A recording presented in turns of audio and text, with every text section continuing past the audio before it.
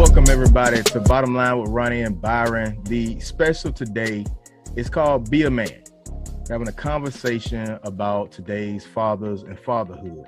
So it's very enlightening and it's very, I guess we would say, timely for Father's Day that is coming up. And this Sunday will be Father's Day. So we're celebrating to all the fathers out there, but we're having a real conversation with the fathers. And I've got two in mind.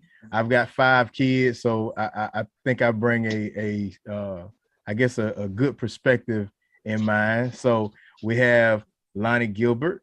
We also have Mr. Rico Williams. So these are members of our community that we all know, that we all engage with, and we're all fathers, and we kind of we share some similarities, and we're at different stages and fatherhood. And so welcome, gentlemen. Thank you. Thank you for having. Yeah. So I want to open up and bring out a tough question. So the first question is, do you feel like as a man trying to be a good father, because being a good, that's a different, that's a different thing, trying to be a good father, that we're sometimes stigmatized and we're automatically hit with those negative stereotypes and negative, innuendos from society, even not just from women, but even from our own women?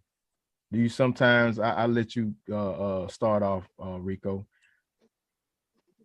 Oh yes, you sometimes you get a hard goal for something that somebody else has done when you're trying to make your mark as your own individual person, and people look at you differently. But that's something that society, there's a problem in society as a whole. But I think the way you approach it, you just keep living your life, being the best man that you can be, and hopefully your kids will emulate what you're doing.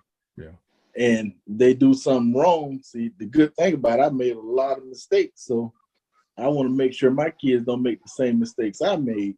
But I just didn't make the terrible mistakes, and try to teach them the difference between the two different kinds, and just try to live your life right. Because any situation you create can be a bad situation, as far as like driving too fast, and tell them different instances where people got life sentences for a kid just driving too fast, driving reckless, and kill somebody.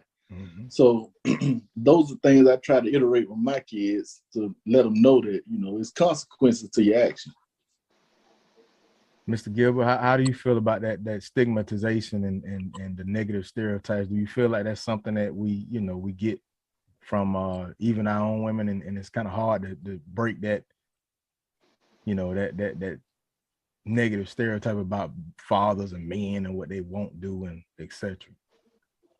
Yes, sir. It is kind of rough trying to break that, because one of the how can I say, one of the most famous sayings that you always hear from a woman to her son is that you just like your daddy. And so the Bible, I'm a preacher, so the Bible teaches us, there's the power of life and death lies within the tongue. So you be careful of the words that you speak on your son, because that could be a curse unto them, because 9 times out of 10, when they say you're just like your father, they're meaning it most time in a bad way, to the point to where like say if he do something, or you acting just like your dad, or something like that. But I agree with everything Mr. Williams he was saying, but on another level, as a man, we have it's not a competition, but then it seems to be sometimes a competition to where for some women, for some families or whatever of that nature, that they're always trying to match you up based compared to another man. You get what I'm saying? And so there's a lot of different angles for which we can hear that, but I agree with what Mr. Williams he was saying. Yeah, so for me, it's hard because, you know, growing up, I watched the TV shows, I watched the movies, and I pay attention. And it's like, you know, men don't do this, or all men this and all men that. I'm like, that's not me, you know. And that might be the men that you encounter. That might be your experience, but that's not all men, you know. And it seemed like my entire life is always trying to push back. I mean, I've had situations where we'd be in restaurants, and it's happened multiple times.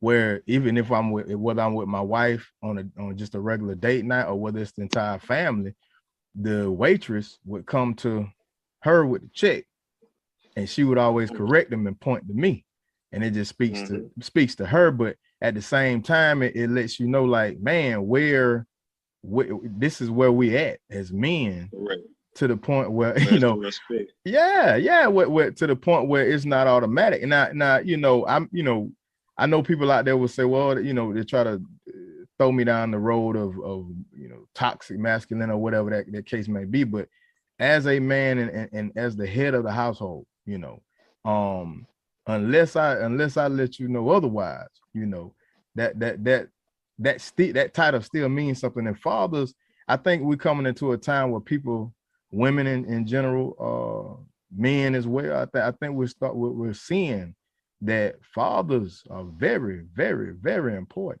You know, we're not just the side dish. You know, we're very, very important. We make our role comes to fruition later on. You know, but but it's like it's almost like being a soldier or a Marine. You know, we don't get the title of hero. You know, we don't get the accolade. We do everything we do. We put in. Not just for the now, but for the future. And even when we're dead and gone, you know, what we set in motion, the good ones, it still, you know, it still continues even after we're gone. And yes, sir. That's one of those things that really gets it. So I know it's frustrating for me, and I was wanting to know if it was the same thing. So I'll sidestep to our individual relationships with our wives, because once again, that negative stereotype or that stigma. But as a husband and a father are gender roles. A lot of conversation about gender roles, which, you know, just kind of flipped my mind. I never thought about it. But, you know, as a father, as a husband, are there gender roles designated in your relationship? So basically what I'm meaning is, are there things specifically that say you won't do that your wife has to do, and vice versa? Are things that she won't do that you have to cover down on? Like some men, they don't do diapers, they don't do the dishes, you know, and the woman has to do that. Does that work? I mean, for me, I'm a 50-50 guy. I hold the weight when she can't, and when I can't, she picks up the slack. I really don't, when it comes to my kids, I don't look at it as babysitting of my kids. So but now, if I'm doing a little too much of that scale, get to be a little unbalanced, I'm gonna say something. You know what I'm saying? Yeah. Like, hey, don't use me, baby. Come on now. You know what I'm saying? You got to step up.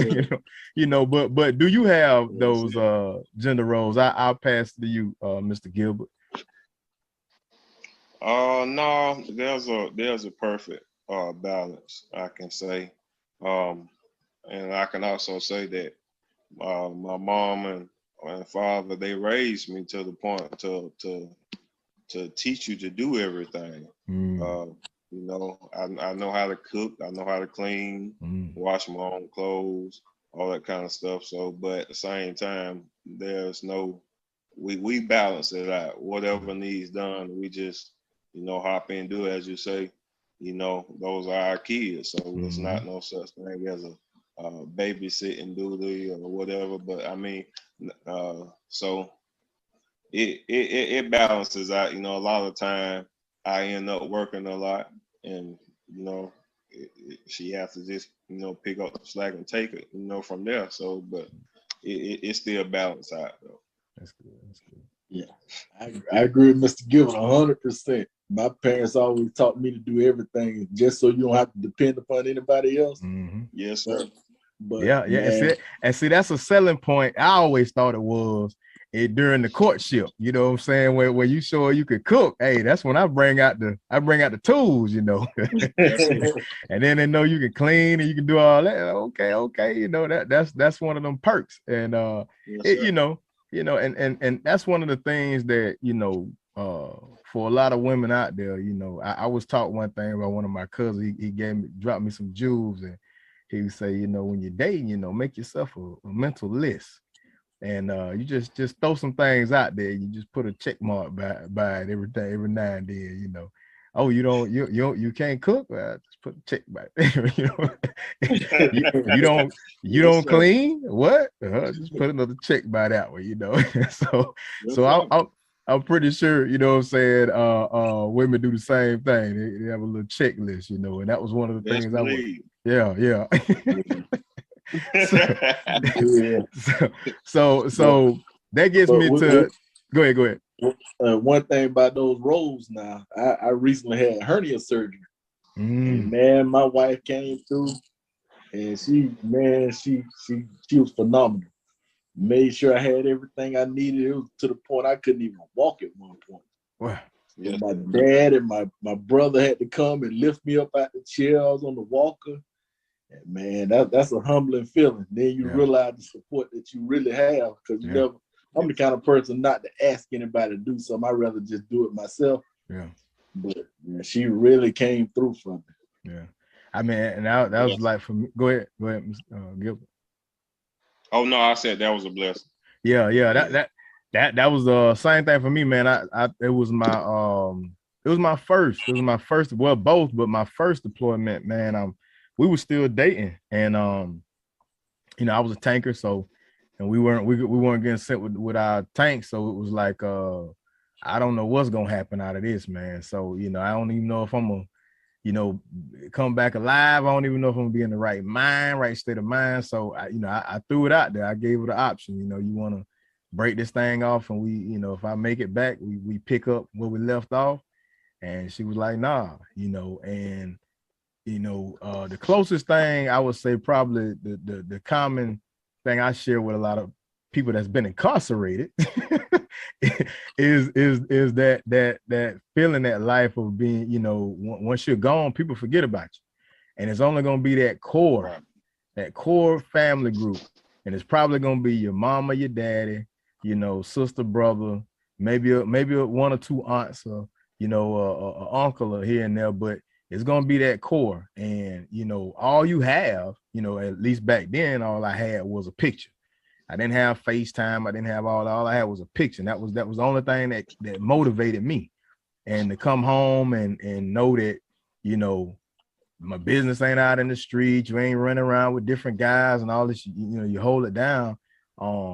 That says a lot. And then to fast forward to a deployment where you got twins and you know, 3 kids along with brand new twins.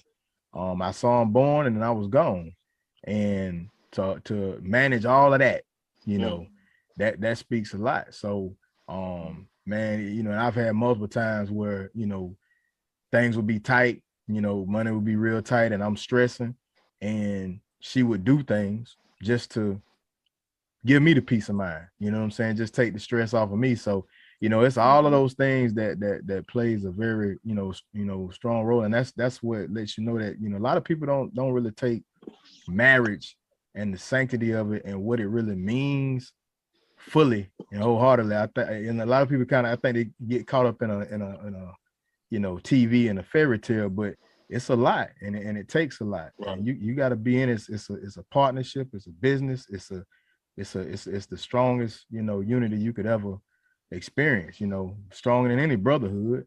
And yes, sir. You got to be in it, you know, and it's gonna take like this sickness and health, you know. So and it's a good feeling though, ain't it, Mr. Williams, man, when you like, when you like, man, I ain't got nothing in, man, I ain't got no help, and then boom, it's right there. She got you, you know, man.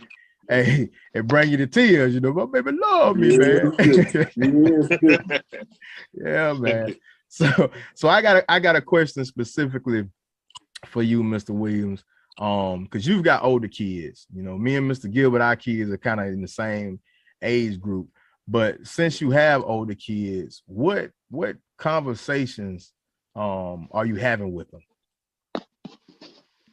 Just about how you're going to be looked at as an adult. Like some of the things I did when I was a child to help the elderly people, they still remember that. So I tried to teach them growing up. You don't have to wait till you get older to start doing those things. You do them as you're young, and it'll follow you throughout the course of your life. Mm-hmm.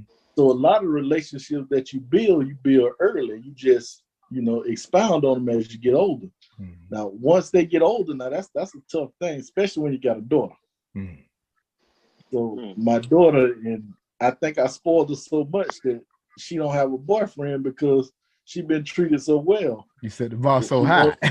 my wife gonna take her, make sure she get her nails done. I'm gonna make sure she go out to eat, and everything she wanted, we pretty much provided for her. We didn't want nobody to sell her a dream, and then she jumped for it. So if we go on vacation, you going with us. We're gonna take you and show you different places, so that you're comfortable within yourself, and you make decisions based on what you want and what you want to do with your life. And she's been real successful. I know you proud, man. And that's one thing I juggle with, man, because I've got twin daughters and I got another one, so I got 3. So it's like, man, it's and they're growing so fast, man. So it's like, now you wait till you get a grandchild. Now that's when you really when game step up, man. They get a smile when don't even feel like smiling. You just think about it, you just start smiling. Man, shout out to my big brother DeWitt Bryant, man. He's got a grandbaby, man. She just sent me a picture yesterday. He's so proud, man. He got a picture. I was like, yeah, man, he's growing up so fast, man. And that's the thing, man. It seems like I get it.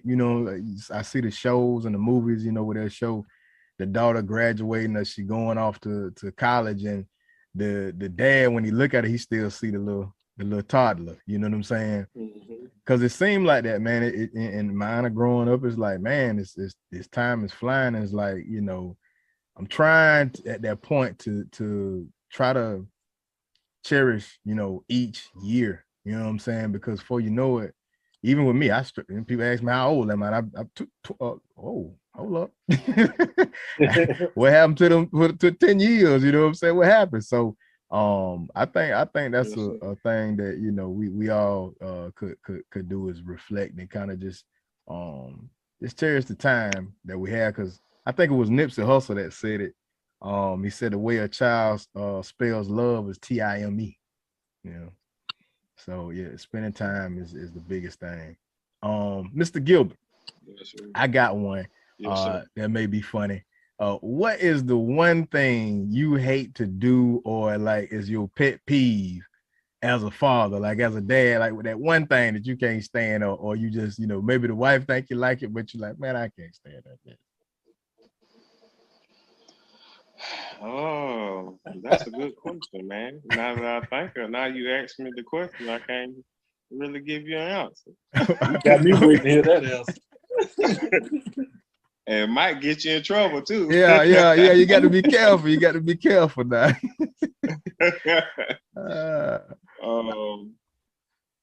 I don't know. I guess because it's a few of them out there. I guess you could say. Yeah. It's hard to pick the right one.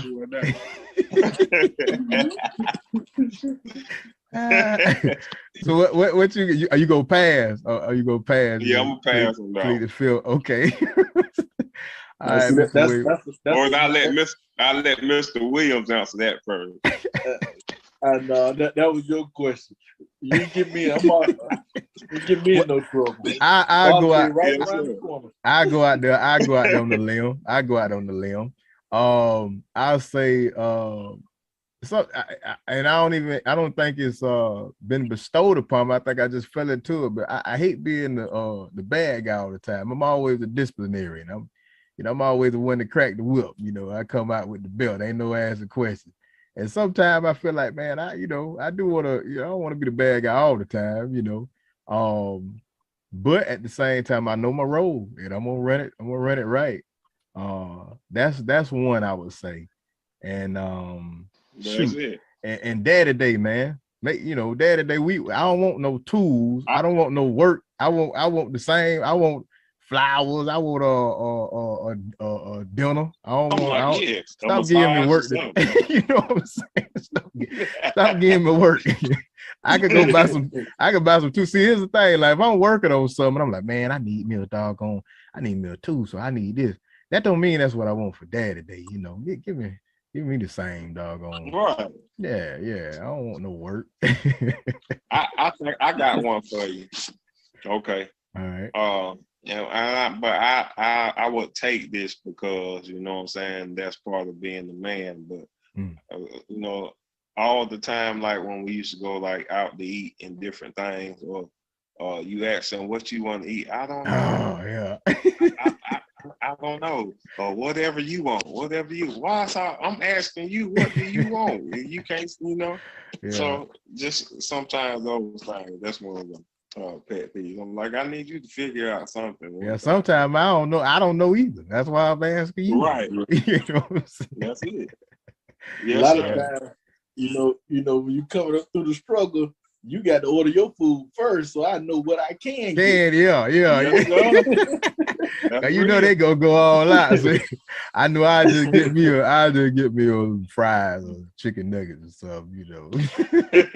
I ain't too hungry. Keep it plain. Yeah, I ain't too hungry. Give me a salad. But yeah.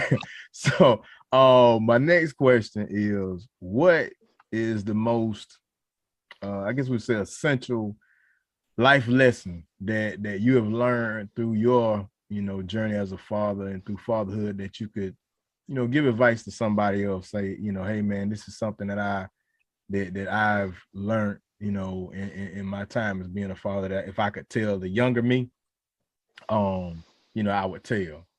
I'll start with you, Rico.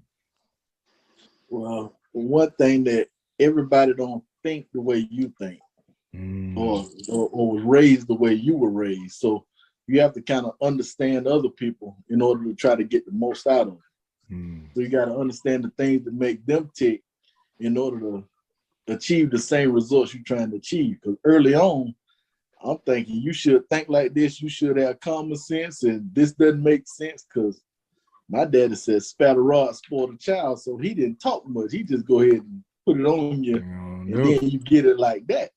I got it, but kids these days they don't get it like that. You have to explain it to them and give them different instances and stuff. So it took a little adjustment period, and then try to understand your child better in order to help them. So that's my thing, because it's a totally different generation. They're faced with things that we wasn't faced with. Yeah. I mean, with technology, the things that we didn't get till we was 15 years old and they see that at 12 on their phones, 10 on their phones. So it's just a totally different world. Yeah. Mr. Gilbert?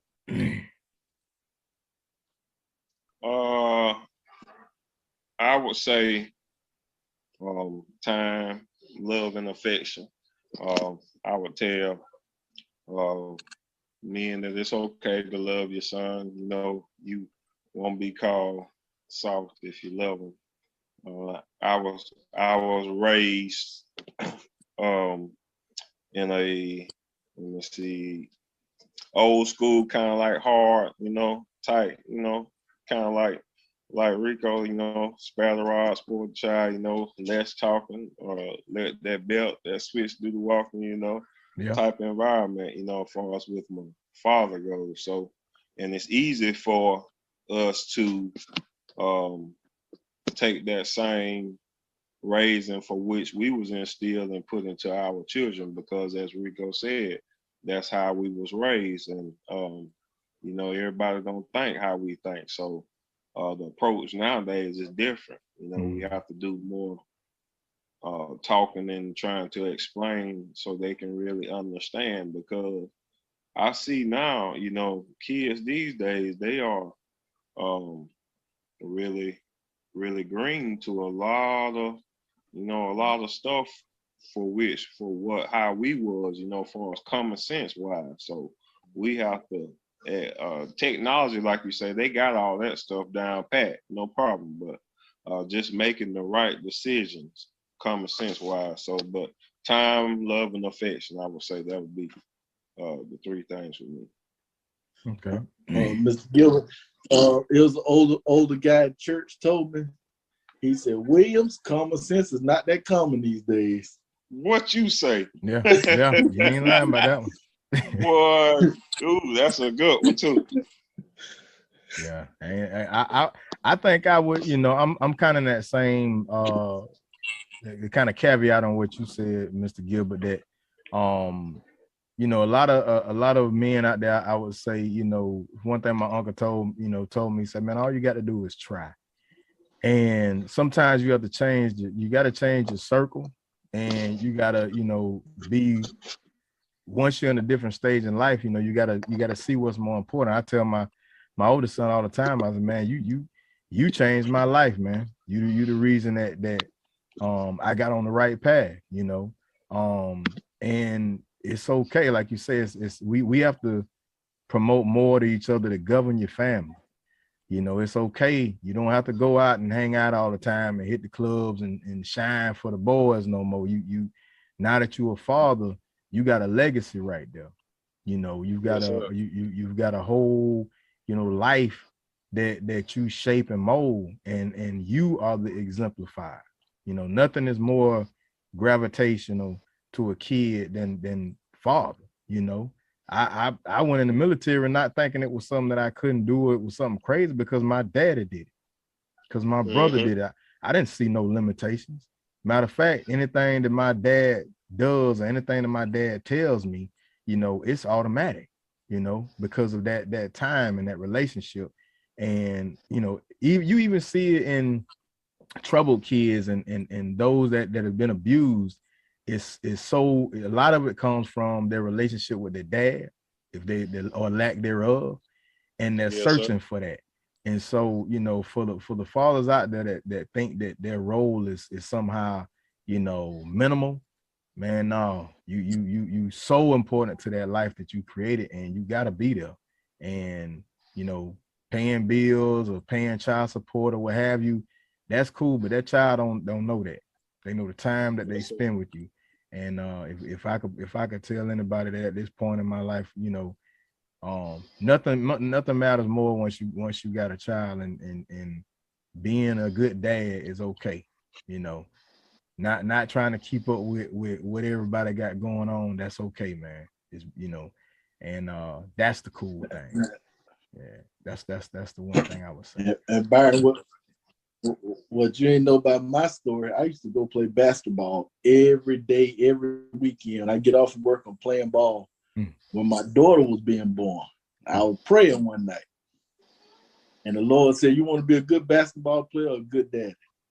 So I stopped playing ball altogether. All my boys, man, we want you to come play in this tournament. We'll pay for it. I said, no, I'm not playing. They talked about me so bad, but I had to give up something. And then years later, the Lord gave it back to me as a basketball coach. Yes, sir. But I had to make that sacrifice at the time to get where I am today. And if I wouldn't have been listening to the Lord, where would I be as a father or as a person? So, I mean, I've been blessed to have great kids, but with the guidance of the Lord, that's the key to making everything work. Yeah. Yes, sir. Yeah. Man, I kind of had the same thing. I had a recording studio in Chattahoochee, right on Main Street. And I was trying to do music and trying to get out there. And I knew at some point I was going to have to leave, and either take things to Atlanta or somewhere, that had a real opportunity, because we were sitting right on the edge of something, But same thing, it's the same thing. Once I knew that I was having a firstborn son, it was like, you want to do this all night, weird hour thing, or you want to be a dad, you want to be a good father. And I was like, yeah, man, you ain't gotta ask me twice, Lord. And then from that point,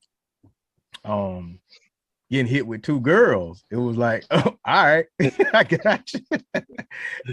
and then bam, then another set is like, yep, I think I got it now. You know, I got the message. So but yeah, and a lot of people ask those questions, but you know, it's a beautiful thing for me. You know, yeah, we got the monotonous of you know, parenthood, you know, kids, you know, getting, you know, doing arguing, all that kind of stuff. But at the end of the day, man, I don't care what my brother told me this one time. He said, man, you don't complain because you sit in that car and it's quiet, or you in the house and it's dead silent, boy, you miss it, you know. So you miss that noise, you miss the running around and the fussing. So I cherish every minute of it. So it brings me to the last question. What, and we're caveating again on the question, but the last one, but what final advice or more so words of encouragement you would give to fathers out there, especially good fathers like us that have to break the stigma. We constantly put in more that ever gets recognized, you know, that maybe feel lonely out there, maybe feel like, man, you know, I might as well be like some of these other guys. Like what words of encouragement would you give to those fathers out there like us? I start with you, Mr. Gilbert. I will give them an encouragement by saying, be not weary in well doing. Continue to do good. Don't, you know, as fathers, sometimes we feel as if what we do, we don't get so much appreciation as do a lot of times the mothers. But keep doing good, you know. I know it seems like it's not paying off. The child might you have some children don't appreciate, you know, unappreciative no matter what that you do, but continue to do good and, you know, continue to instill all that you can that's good into that child. And I believe whenever that child gets older, he'll remember the things that you have done and he will appreciate you in the long run. So just continue to do good and God bless you. Mr. Williams. Show up. Everything they have, show up. Just be there. Be present. Be able to talk to them when they do wrong. Tell them they did wrong, but then encourage them and give them different things they could have done to make the outcome different. And just always be there, just no matter what. Because one thing I learned early, what helped me out was my dad always took me, and my mom always took me to FAMU campus. So with no doubt, that made me want to go to FAMU, which made me want to get my work done so I can get to FAMU. So I did that with my kids, and if I was as focused as my daughter, oh my goodness, ain't no telling where I'd be right now, because she's a lot more focused than I was.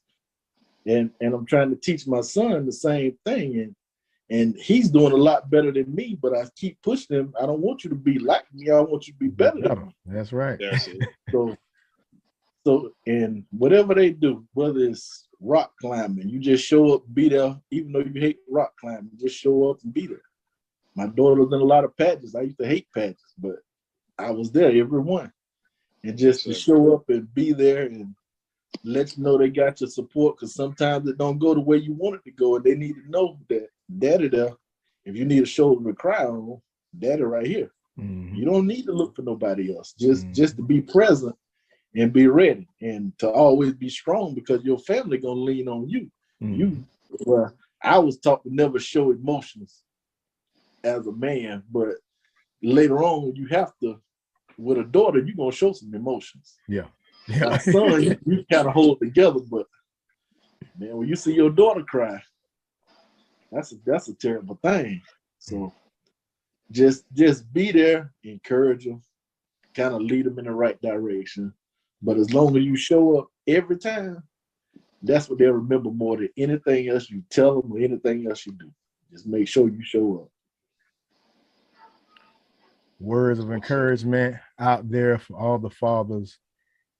And I want, and at the end of this conversation, I want a lot of men out there to realize that you're not alone.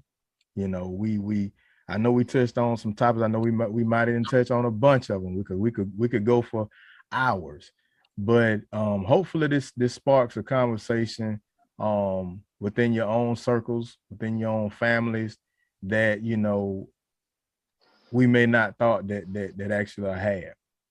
And as we come on Father's Day, for a lot of us, let's reflect and let's spell the word love with our children, TIME, and spend that quality time.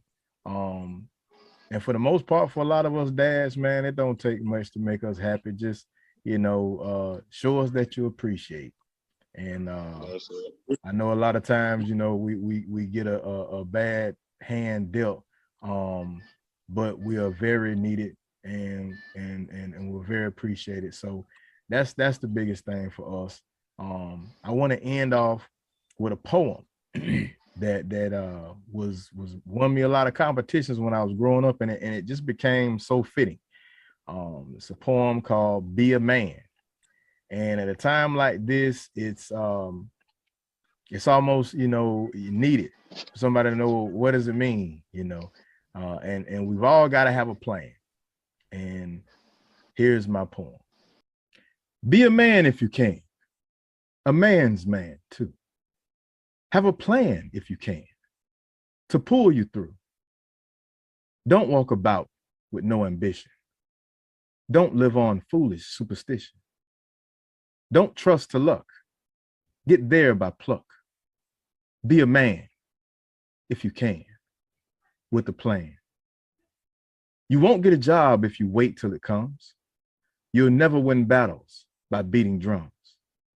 Go into the fight and fight for your right, with a plan, like a man, if you can.